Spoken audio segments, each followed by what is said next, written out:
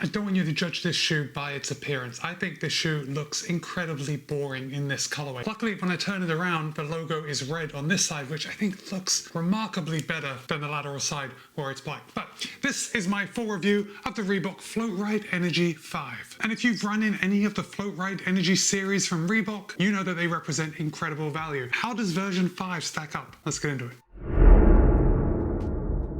Alright guys, full disclosure, Reebok was good enough to send me this pair of FloatRide Energy 5s for the purpose of review. However, they are not going to get a chance to see this video before you do on YouTube. So looks aside, just in this colorway, it does come in other colors which look much better. But I'll let you know right off the bat that this shoe represents incredible value. Brand new. If you pay full price, you'll be paying $110 for the Reebok FloatRide Energy 5. Now it does seem that Reebok is always offering some kind of discount on their website, so be sure to shop around because I highly doubt anyone is actually going to pay this $110. Now I have noticed something in the last couple of years that when Reebok releases a new shoe, they have been doing away with their hero discount and their student discount. So before, if you were a student or if you were a first responder, Reebok would offer a big discount off their shoes. Now I haven't gone and checked any of their older shoes, but the last couple of new shoes that they have released, they have said that the new shoes are exempt from the student and the hero discount. So if you are a student or a first responder, you're probably going to want to look elsewhere for a coupon just to bring that price down a little bit. But even if you don't get a discount, $110 is still remarkably good value for this shoe. We have 27 in the heel, 19 in the forefoot for an 8mm drop. Reebok says a men's size 9 tips the scale at 9.4 ounces or 266 grams. However, in my size, a US men's size 12, it tips the scale at 10.2 ounces or 288 grams. It is a neutral daily trainer. This is the shoe that you buy to put in the bread and butter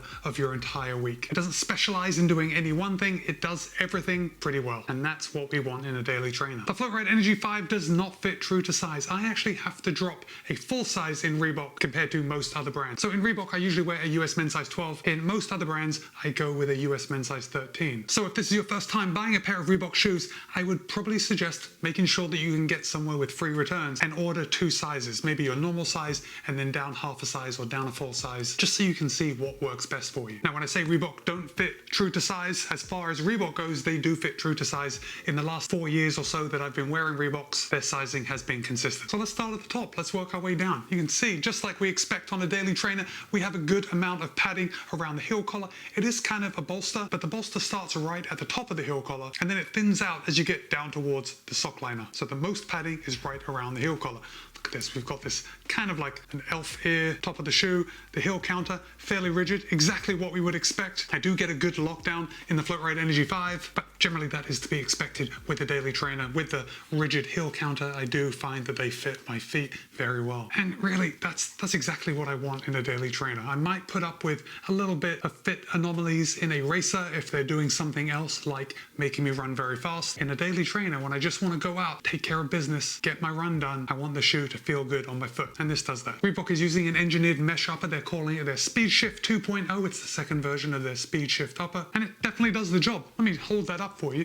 You can see, I wouldn't say it's the most breathable upper I've ever seen, and it's certainly not very stretchy, but there are some holes just in the front, and I didn't find that my foot was overheating when I wore them. Now you guys can't see this, but when I hold it up and the ring light is behind shining on the shoe, I can actually see a lot of light coming through here on the sides. So this is going to give a little extra ventilation here on the side of your foot. The FloatRide Energy 5 has quite a few overlays to give the upper a little structure and support. We've got one coming all the way around the back. The medial side, we have the branding in red. On the lateral side, it's in black. The eyelet chain has the overlay running the length of the eyelet chain just to add a little bit of strength to that. And then right on the front, we do have an overlay coming right around the toe, which is going to protect your feet from any debris and also keep that upper just a little elevated off your foot. If we come down to the midsole, Reebok is using their FloatRide Energy Foam. I think the name of the shoe kind of gave that away. FloatRide Energy Foam is an eTPU foam, and I haven't run in the FloatRide Energy in about a year. My last shoe was the FloatRide Energy 3. I absolutely loved it, and what I found since I've been logging miles in the FloatRide Energy 5 is that it seems a little firmer, at least in the beginning, but we'll get more to the ride in just a second. I think Reebok is onto something good with their FloatRide Energy Foam,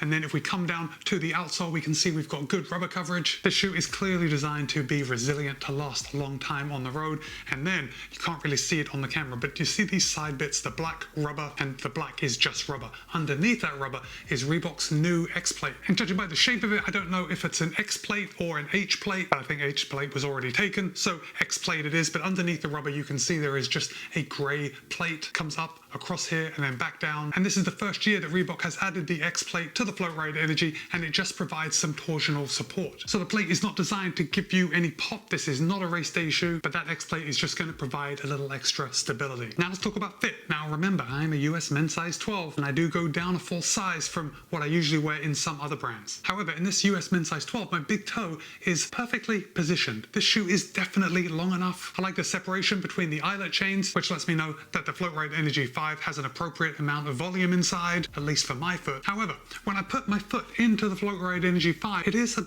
bit of a challenge, and that's just because it's a little tight getting my foot into the shoe. Now obviously I could undo my laces, I could undo them all the way down and my foot would slide right in, but who really does that? Usually I will go for a run, I will undo the laces and then kind of wrestle the shoe off my foot, and then I have a bit of trouble when I go to put my foot back in the shoe and I have to loosen the laces a little more. That's normal. However, even when I undo the laces a little bit more, I'm still struggling a little bit with getting my foot into the shoe. And that, I think, is primarily for two reasons. I think it's somewhat to do with the upper, that it doesn't really stretch, but also I think this shoe is a little narrow. However, it is not too narrow for me or my foot shape, and I think this shoe fits my foot incredibly well. I do have room in the toe box. I wouldn't say it feels roomy, but it does feel like I have room to move around. My heel feels nice and comfortable right when it's seated, and when the shoe is tied on, it feels very good and very comfortable. However, it does just feel, I don't want to say tight because tight is the wrong word. It feels snug, especially around the midfoot. And I think possibly for people that have wider feet than me, and I think my feet are quite narrow, I think maybe this shoe might not be for you. But if you do have wide feet and you give this a go, I would love to hear from you. So make sure you drop a comment and let me know how the Floatride Energy 5 fits your foot. However, I don't want you guys thinking that just because I'm saying it has a narrow midfoot, that is really anything against this shoe. It's not. I think the narrower midfoot might limit who this shoe is for. And as I already said, I think this shoe is really made for my shape of foot, but I also think my foot is narrower than normal. I don't know. Now let's talk about ride. As I said, the ride is a little firm. It's a little firm. When I first took it out of the box and I went out for a run, I thought to myself, this isn't what I remember from the Floatride Energy 3 that I probably put 600 miles in. But I do have to say that it wasn't too firm that it put me off grabbing this shoe to go out for pretty much any run. And the best part is that after about 15 or so miles, that feeling of firmness that I first noticed when I put on the shoe completely went away. So I'm hesitant to say that the shoe actually broke in, or did I just get used to how it felt and I actually liked how it felt. Now many of you know that if I was asked what kind of feel I like in my midsole, I'm usually going to say something nice and plush. However, I have been running in a lot of shoes recently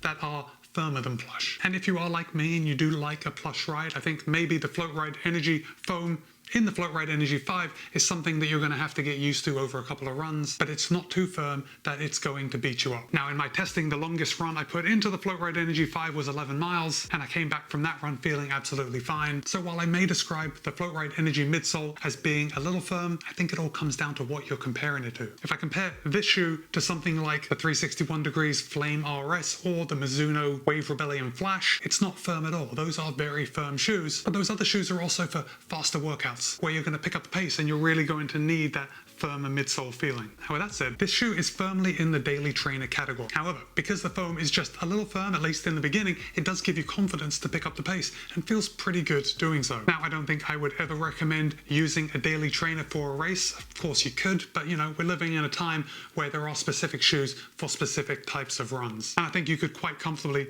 take this out and do a tempo run or do a race, but why would you want to when there are so many better options out there? If you want to stick with Reebok, the Reebok Floatride Energy X is still an excellent option. Also, the feeling of the midsole could be because we do only have 27 millimeters in the heel and 19 in the forefoot. And look, I feel funny saying it. 27 in the heel, that is more than enough protection. Historically speaking, 27 in the heel is a lot of midsole foam. But of course, we're used to hearing a lot about reaching the upper limits, these foams, 40 millimeters and beyond. So when you compare it to those max cushion rides, the 27 millimeters in the heel doesn't sound like much. However, I didn't run into any times where I felt like I wasn't getting enough protection underfoot from the Energy 5. So who is this shoe for? Well, this first part may be a cop-out, but this shoe is for anyone. If you are a runner and you're going out there and you're running, you're going to need a daily trainer. In fact, that is the main shoe. If you need one shoe, you need a daily trainer. And the Floatride Energy 5 is going to fit that bill. It's certainly not a plush ride, but it's not overly firm. And if you already have a lot of shoes and you're just looking for another shoe to add to your rotation to go out for those easy runs,